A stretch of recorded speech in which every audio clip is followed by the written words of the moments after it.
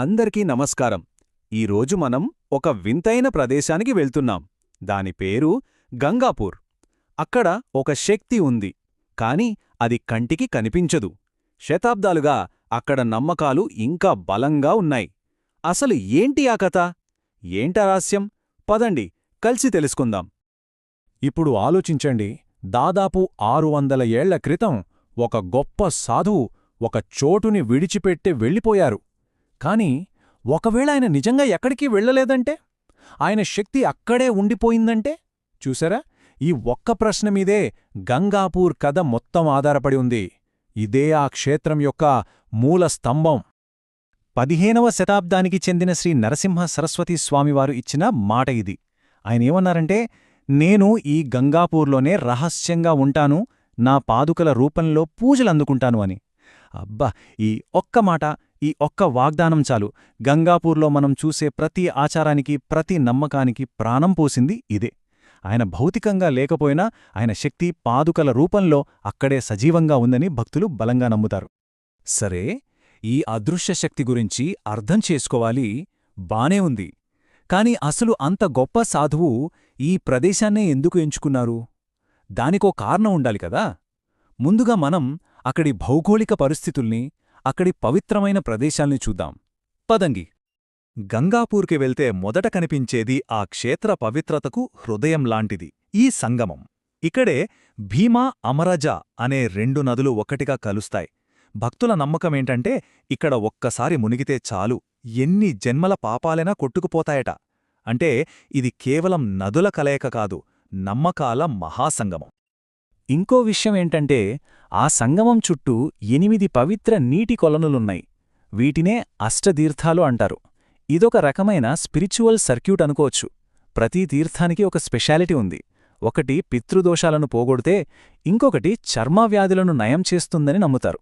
అలా దాదాపు ప్రతి సమస్యకు ఇక్కడొక ఆధ్యాత్మిక పరిష్కారం దొరుకుతుందన్నమాట. అదే నది ఒడ్డున మనకొక పురాతనమైన ఔదుంబర వృక్షం కనిపిస్తుంది. చూడటానికి అదొక చెట్టే కావచ్చు, కాని భక్తుల పాలిట అది కేవలం ఒక చెట్టు కాదు, సాక్షాత్తు దైవమే నివసించే ఒక సజీవ దేవాలయం. ఇక్కడ నమ్మకం ఎలా ఉంటుందో తెలుసా? మన కళ్లకు కనిపిస్తుంది. మీరక్కడికి వెళ్తే మీరే చూడొచ్చు. జనం చెట్టు చుట్టూ ప్రదక్షిణలు చేస్తూ ఉంటారు, కొమ్మలకి రంగురంగుల దారాలు కడతారు, పెళ్లి కావాలని, సంతానం కోసం చిన్న చిన్న ఊయలలు కడతారు. అంటే ప్రతి ప్రార్థన, ప్రతి కోరిక ఈ చెట్టుతోనే ముడిపడి ఉంటుంది. ఇదొక సజీవ కోరికల ప్రదర్శనశాలలాంటిది.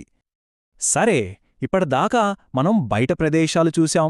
ఇప్పుడు గంగాపూర్ యొక్క ఆత్మలాంటి నిర్గుణ మఠంలోకి వెళ్దాం.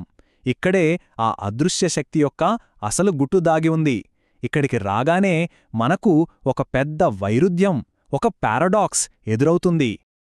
చూడండి, నిర్గుణ అంటే ఏంటి? రూపం లేనిది, గుణాలు లేనిది. అంటే ఒక యాబ్స్ట్రాక్ట్ ఎనర్జీ లాంటిది. కాని ఇక్కడ అదే రూపం లేని శక్తిని సగుణ రూపంలో, అంటే కళ్లకు స్పష్టంగా కనిపించే పాదుకల రూపంలో పూజిస్తారు. అర్థమైందా? అనంతమైన అదృశ్య శక్తిని ఒక చిన్న భౌతిక వస్తువులో చూసి ఆరాధించడం. బహుశా ఇదే గంగాపూర్లోని అసలైన మ్యాజిక్. ఈ పాదుకల గురించి ఎన్నో రహస్యాలున్నాయి. అవి దేనితో తయారు చేశారో ఇప్పటికీ ఎవరికీ తెలీదు. అవి కేవలం గుర్తుగా పెట్టిన వస్తువులు కావు, సాక్షాత్తు ఆ గురువే అక్కడున్నారని భక్తుల ప్రగాఢ విశ్వాసం. ఇంకా విచిత్రమేంటంటే, వాటిని పూజారులు తాకినప్పుడు అవి దూదిలా మెత్తగా ఒక సజీవ స్పందనతో ఉన్నట్టు అనిపిస్తాయని వాళ్ళు చెబుతారు. అద్భుతం కదా. సరే, ఇప్పటిదాకా మనం చూసింది ఒక రకమైన ప్రశాంతమైన భక్తి.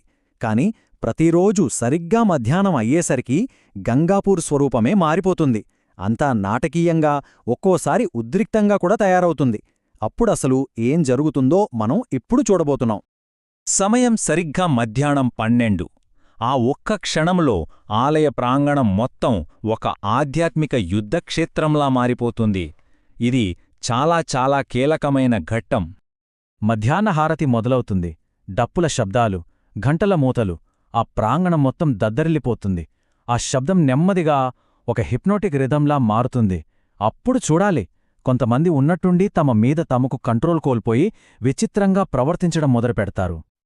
అంతా చూడ్డానికి చాలా గందరగోళంగా అనిపించొచ్చు, కాని దీనికో పద్ధతి ఉంది. అదేలా జరుగుతుందంటే ముందు డప్పుల మూత మొదలవుతుంది. తర్వాత ఆవహించిన వాళ్ళు చాలా తీవ్రంగా ప్రవర్తిస్తారు.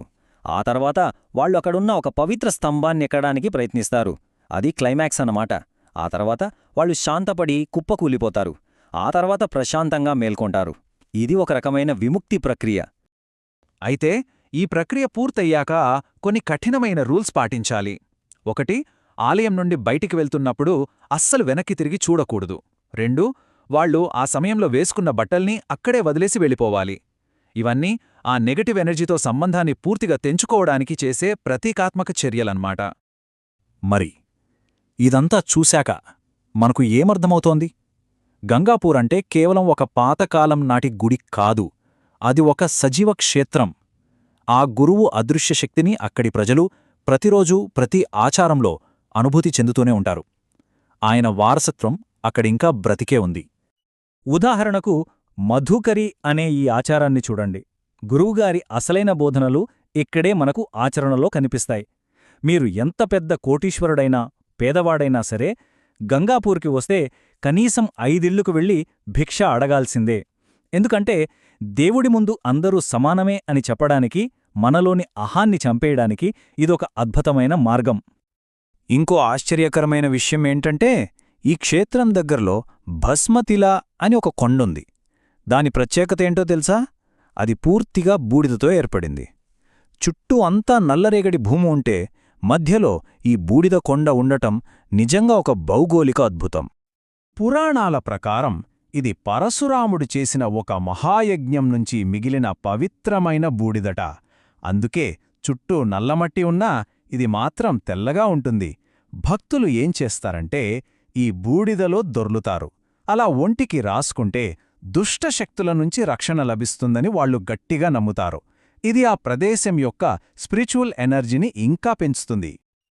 అక్కడొక పూజారిగారు చెప్పిన మాటల్లోనే చెప్పాలంటే, గంగాపూర్ అనేదే ఒక సంపూర్ణ ఆధ్యాత్మిక విశ్వం లాంటిది. ఎందుకంటే ఇక్కడ దత్తాత్రేయుడిని పూజించడమంటే బ్రహ్మ, విష్ణు, మహేశ్వరుడు ఈ ముగ్గురిని ఒకేసారి పూజించినట్టే లెక్క. అందుకే ఆ క్షేత్రానికి అంతటి మహత్వం, అంత శక్తి అని అంటారు.